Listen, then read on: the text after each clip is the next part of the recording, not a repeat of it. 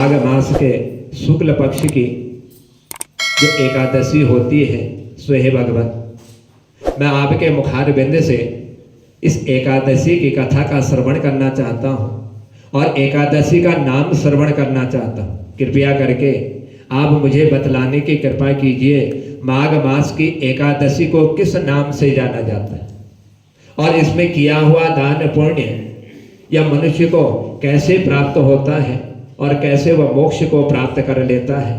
सो कृपया करके आज मुझे यह सब कुछ जो है बतलाने की कृपा कीजिए, क्योंकि मैंने आपके मुखार बिंद से माघ कृष्ण पक्ष की जो एकादशी श्रवण करी थी और जिसमें आपने माघ मास में तिल के दान का विशेष महत्व बतलाया था।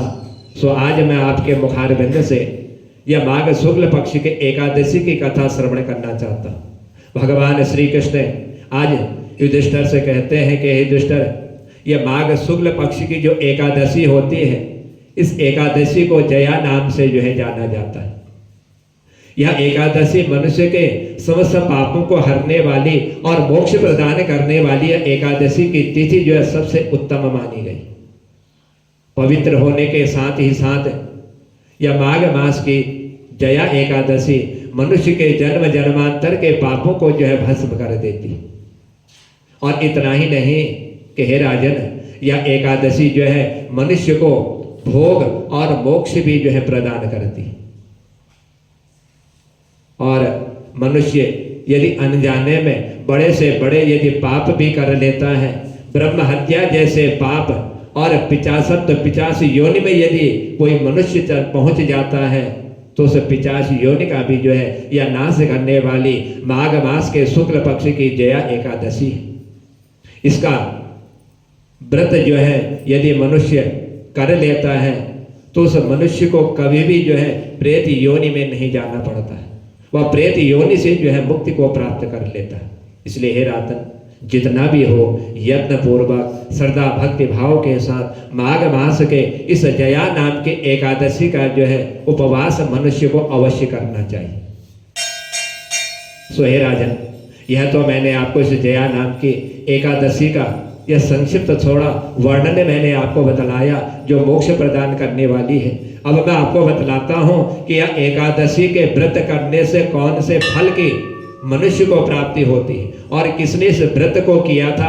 आप एकाग्र चित्त होकर के इसका श्रवण कीजिए। आज श्री कृष्ण भगवान युधिष्ठिर से कहते कि हे युधिष्ठिर, एक प्राचीन समय की बात है कि एक बार स्वर्ग लोक में देवराज इंद्र जो है राज्य किया करते थे और वहीं पर जो है देवगण पारिजात वृक्षों से भरे हुए नंद वन में अप्सराओं के साथ जो है उस समय विहार कर रहे थे। सो हे राजन, 50 करोड़ गंधर्वों के नायक देवराज इंद्र ने एक दिन स्वेच्छा पूर्वक अपनी इच्छा के अनुसार वन में विहार करते हुए बड़े हर्ष के साथ जो है इन गंधर्वों का जो है नृत्य और गायन का आयोजन किया था। और उसमें गंधर्व जितने भी थे ये सब जो है गायन कर रहे थे, जिसमें एक पुष्पदंत और चित्रसेन और उनका पुत्र ये तीन जो है उनमें प्रधान थे, सबसे श्रेष्ठ थे। सो हे राजन, यह जो चित्रसेन था, इस चित्रसेन की स्त्री का नाम जो है मालिनी था। यह मालिनी के नाम से विख्यात थी और इस मालिनी की एक कन्या हुई। सो हे राजन, जो पुष्पवंती के नाम से विख्यात थी, इसका नाम पुष्पवंती था। पुष्पदंत गंधर्व के एक पुत्र भी हुआ और उस पुत्र का नाम था माल्यवान। सो हे राजन, यह माल्यवान जो है पुष्पवंती के रूप पर जो है अत्यंत मोहित था और ये दोनों भी जो है इंद्र को संतोष करने के लिए, इंद्र को प्रसन्न करने के लिए नृत्य कर रहे थे और उन गंधर्वों के बीच में ये भी विराजमान थे। सो हे राजन, उस समय ये दोनों जो है गायन कर रहे थे, गाना गा रहे थे और इनके साथ अप्सराएं भी जो है विराजमान थी। लेकिन अनुराग के कारण ये दोनों जो है मोह के वशीभूत हो गए इनके चित्त में जो है भ्रांति आ गई, इनका मन जो है विचलित हो गया। और उस इंद्र की सभा में जब यह गायन कर रहे थे तो इनका मन जो है शुद्ध नहीं था। इतना ही नहीं, सोहे राजन उस इंद्र की सभा में नृत्य करते हुए, गायन करते हुए यह जो अशुद्ध भाव से बोल रहे थे। कभी ताल इनका भंग हो जाता, कभी इनका नृत्य जो है विचलित हो जाता। ऐसी भ्रांति जो है इनके मन में जो है विराजमान हो गई। सोहे राजन जब ये नृत्य कर रहे थे तो नृत्य करते करते कभी जो है गीत बंद हो जाता था। तो यह सब इंद्र देख रहा था। इंद्र ने यह सब देखते हुए विचार किया कि आज मेरी इस सभा में इतने गंधर्वों के बीच में इन्होंने मेरा अपमान कर दिया, और अपने अपमान को समझ करके आज इंद्र जो है बड़े क्रोधित हो गए। सोहे राजन ये तो उस कन्या के वशीभूत होकर के ताल और गायन में भ्रमित हो चुके थे, लेकिन इंद्र जो है अपने मन में शंका करने लगा कि आज इन्होंने मेरी इस सभा में मेरा अपमान कर दिया। इन दोनों को आज इंद्र ने जो है श्राप के वशीभूत कर दिया। कहने लगा इंद्र, कह रहे मूर्ख हो, तुम दोनों ने आज मेरी इस सभा में आकर के बहुत बड़ी तुमने गलती की हुई, और तुम दोनों को बड़ा धिक्कार है। तुम लोग जो है पतित हो, और तुमने जो है मेरी आज्ञा को भंग करने वाले, मेरी आज्ञा को तुम न मानने वाले हो, और इसीलिए तुम दोनों पति पत्नी के रूप में रहते हुए पिचासी योनि को तुम प्राप्त हो जाओगे। उस पिचासी योनि में भी तुम जो है पति और पत्नी के रूप में ही विराजमान रहोगे। यह इंद्र ने इनको श्राप के वशीभूत कर दिया। आज जब इन दोनों को इंद्र ने श्राप दे दिया, इस श्राप देने पर आज ये दोनों जो है अपने मन में बड़े दुखी हो गए। विचार करने लगे, सोचा इन्होंने कि इस इंद्र की सभा में हमने इंद्र का कोई अपमान नहीं किया, और बिना अपमान के आज इंद्र ने हमको जो इस तरह से श्राप के वशीभूत कर दी। बड़े दुखी हो गए, पिचासी योनि में पहुंच गए, और पिचासी योनि में जाते हुए आज ये भ्रमण करते हुए हिमालय पर्वत पर पहुंच गए। और जब हिमालय पर्वत में पहुंचे, वहां पर जाकर के पिचासी योनि को पा करके ये बहुत भयंकर दुख को आग भोगने लगे। क्योंकि पिचासी योनि एक ऐसी योनि है जिसमें खाने को तो मन करता है लेकिन खा नहीं सकते, कुछ करने को मन करता है कुछ कर नहीं सकते। ऐसी पिचासी योनि में आज को जन्म लेना पड़ेगा। शारीरिक पाप से उत्पन्न आज ये ताप से पीड़ित होकर के दोनों जो है उस पर्वत के समीप जो गुफा थी, उस गुफा में आज ये जो है विचरण कर रहे थे और वहीं निवास करते थे। सोहे राजा जब पिचासी योनि में उस हिमालय पर्वत की गुफा पर विचरण कर रहे थे तो एक दिन पिचास ने अपनी स्त्री पिचासनी से कहा, यह कहने लगा कि हमने ऐसा कौन सा पाप कर्म किया जिससे हमको यह पिचासी योनि प्राप्त हो गई, और इंद्र ने हमको जो है पिचासी योनि में जाने का श्राप दे दिया। हमने कौन सा कर्म किया था, ऐसा हमने क्या पाप कर दिया जिसके कारण आज हमें इस योनि में आकर के हमें इतना बड़ा दुख प्राप्त हो रहा है। नरक का कष्ट जो है अत्यंत भयंकर होता है, और पिचासी योनि भी जो है बहुत दुख देने वाली है। ये दोनों ही मनुष्य को जो है बहुत कष्ट देने वाली होती है। अतः पूर्ण प्रयास करके मनुष्य को जो है पाप से बचना चाहिए। सोहे राजन आज इस प्रकार जब ये दोनों आपस में वार्तालाप कर रहे थे कि हमने शायद हो सके ऐसा कोई पाप किया हो जिसके कारण आज हमें जो है इस पिचासी योनि में जो है भ्रमण करना पड़ रहा है। इस प्रकार ये बड़े चिंता में ग्रसित हो गए, और बड़े दोनों जो है आज दुख के कारण इनका शरीर जो है सूख रहा था, बड़े निर्बल हो रहे थे, शरीर में शक्ति प्रदान नहीं हो रही थी, शक्ति समाप्त हो रही थी। देव योग से कोई ऐसा पुण्य इन्होंने उस समय किया होगा जब इंद्र की सभा में गायन करने से पहले का इनका जो जीवन था, कोई एक ऐसा पुण्य इनका हो गया जिस पुण्य के कारण आज भगवान की कृपा से माघ मास की एकादशी तिथि जो है इनको उस हिमालय पर्वत की गुफा पर जो है प्राप्त हो गई, जो ये दया नाम से विख्यात थी। सोहे राजन यह माघ मास की जो तिथि है, यह समस्त तिथियों में सबसे श्रेष्ठ और उत्तम मनुष्य का कल्याण करने वाली तिथि थी। जब यह माघ मास की जया एकादशी तिथि आई, उसी दिन इन दोनों ने सब प्रकार से आहार त्याग दिया, कुछ भी भोजन नहीं किया। और जब कुछ भोजन नहीं किया, ना तो इनको कुछ खाने को से हिमालय पर्वत पर मिल रहा था, और ना ही इन्होंने कोई परिश्रम किया कि हम कहीं से कुछ भोजन की व्यवस्था करें और अपनी इस भूख को हम शांत करें। ऐसी इन्होंने कोई भी व्यवस्था नहीं करी, निराहार हो गए। इतना ही नहीं, अन्न तो रहा दूर, बाकी इन्होंने जल का पान तक नहीं किया, जल पीना भी छोड़ दिया। इतना कष्ट इनको हो गया, शरीर इतना शिथिल हो गया कि कहीं से अन्न की व्यवस्था ना कर सके, कहीं से पीने की जल की व्यवस्था नहीं हो पाई। और इतना ही नहीं, अन्न और जल त्यागने के साथ साथ आए इन्होंने उस हिमालय पर्वत पर जो है जीवों की हिंसा तक छोड़ दी। सो हे राजन, कोई फल नहीं खाया और दुख से युक्त होकर के एक पीपल के वृक्ष के समीप जाकर के विराजमान हुए। जब पीपल के वृक्ष के समीप विराजमान हुए तो समय जाते जाते आज सूर्यास्त का समय निकट आ चुका था।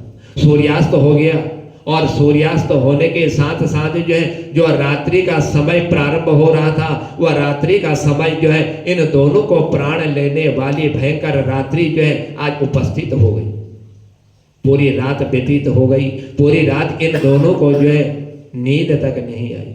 दुखी हो गए, विचार करने लगे, सोचने लगे।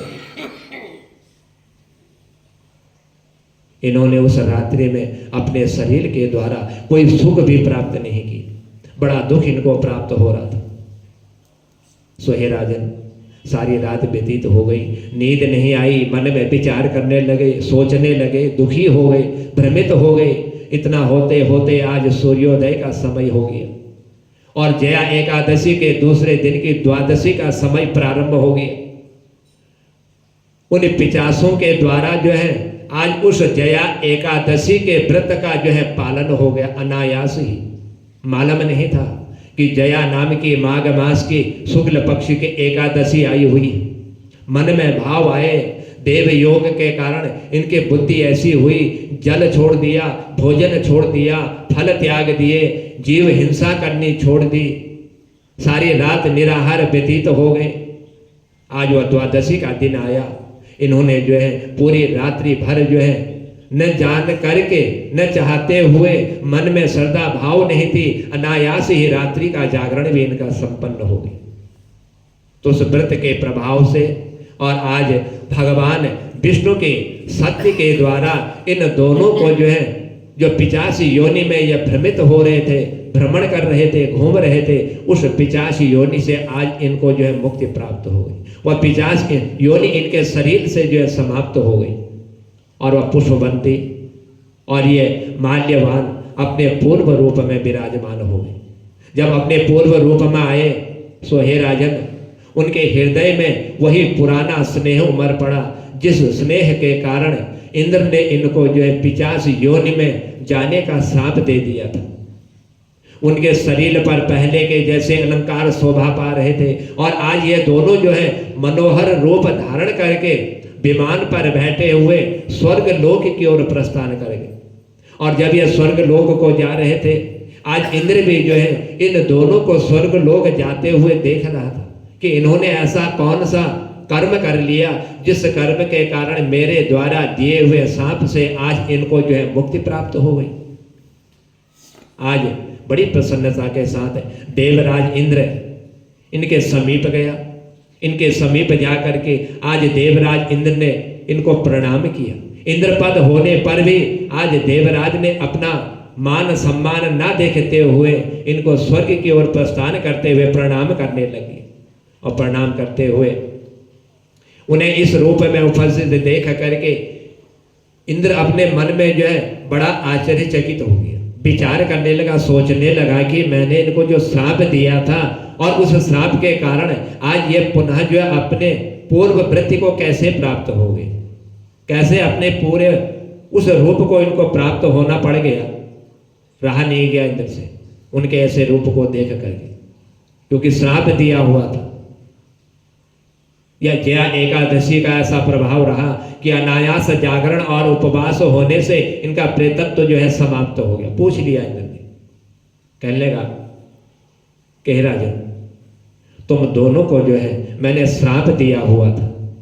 मेरी सभा में नृत्य करते हुए तुमने ताल भंग किया और मैंने सोचा कि तुमने मेरा अपमान कर दिया। उस अपमान वश मैंने आज तुम्हें श्राप दिया। तो बतलाओ किस पुण्य के प्रभाव से तुम दोनों का यह पिचासत्व जो है दूर हो गया, जिसे 50 योनि में तुम भ्रमण कर रहे थे, दुखी हो रहे थे, या कैसे दूर होगी? सो कृपया करके मुझे बतलाइए। तुम मेरे सांप को प्राप्त हो चुके थे और फिर किस देवता ने तुम्हें जो है उससे छुटकारा दिया हुआ है? वो कौन देव है जिसने तुम्हें इस 50 योनि से मुक्ति प्रदान कर दी? कृपया करके मुझे बतलाने की कृपा कीजिए। आज माल्यवान है देवराज इंद्र से कहने लगा कि हे स्वामी, हम गंधर्व हैं और हम गंधर्व सब आपकी सेवा में हमेशा तत्पर रहते हैं। आपकी आज्ञा का हम पालन करते हैं। भगवान वासुदेव की कृपा और जया नाम के एकादशी के व्रत के प्रभाव के ही कारण हमारा यह पिचासत्व जो है दूर हो गया। अनायास ही हमने जो है रात्रि में निराहार किया, जल नहीं पिया, अन्न तक का त्याग कर दिया। इतना ही नहीं, फल होने के साथ साथ हमने फल का भी त्याग कर दिया। किसी जीव की हिंसा नहीं करी, बड़े दुखी हो गए। सारी रात हम जो है बिना सोए हमने निकाल दी और पूरी रात हमारा जो है जागरण हो गया था। उसी जागरण के प्रभाव के कारण और भगवान की कृपा से आज हमारा यह पिचासत्व जो है दूर हो गया। आज उस माल्यवान की ऐसी वाणी को सुन करके इंद्र ने कहा कि तो अब तुम दोनों जो है मेरे कहने के अनुसार, और मैं तुम्हें आदेश देता हूं कि आज तुम जो है सुधा पान करो। जो लोग एकादशी के व्रत में तत्पर और भगवान श्री कृष्ण के शरण में पहुंच जाते हैं, उनकी शरण ले लेते हैं, वे हमारे पूजनीय होते हैं। और तुमने जो है रात्रि में अनायास ही भगवान की जया नाम की एकादशी का उपवास और जागरण कर लिया। इसीलिए अब तुम जो है पूजनीय हो। इसीलिए मैंने जो है इंद्र के पद पर होने पर तुमको दंडवत प्रणाम किया हुआ है।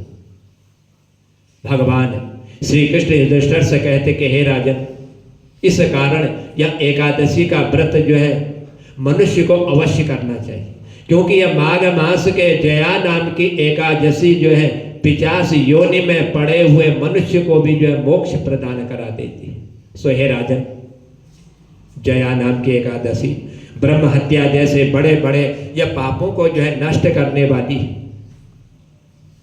जिसने जया नाम की एकादशी का व्रत कर लिया, उसके सब प्रकार के दान भी जो है सफल हो जाते हैं।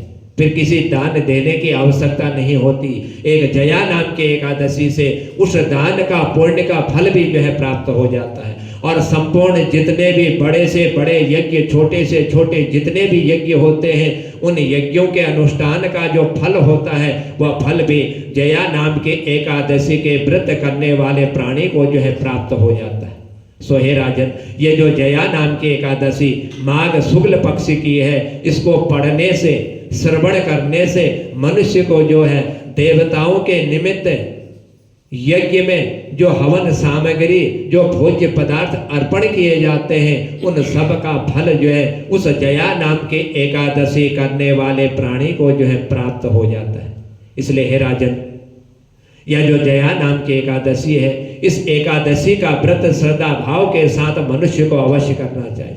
आज श्री कृष्ण भगवान के मुखार बिंद से युधिष्ठिर जो है इस जया नाम के एकादशी का श्रवण करते हुए भगवान को दंडवत प्रणाम करते हुए कहने लगे कि हे भगवान, कि हे प्रभु, आज आपके मुखार बिंद से यह माघ मास की मोक्ष प्रदान करने वाली, 50 योनि से मुक्ति प्रदान करने वाली एकादशी की कथा श्रवण करके आज मैं बड़ा धन्य हो चुका हूँ। भगवान को ने प्रणाम किया और प्रणाम करते हुए युधिष्ठिर ने जो है कथा स्थल से जाकर के अपने स्थान की ओर इन्होंने प्रस्थान किया। इसलिए जो माघ मास के इस जया नाम की एकादशी का श्रद्धा भक्ति भाव के साथ उपवास करते हैं या दान पुण्य जो भी कर्म करते हैं, वह सब मनुष्य को जो है अक्षय पद प्रदान करने वाला और मोक्ष देने वाला, वैकुंठ धाम प्रदान करने वाला हो जाता है। बोलो बांके बिहारी लाल की जय।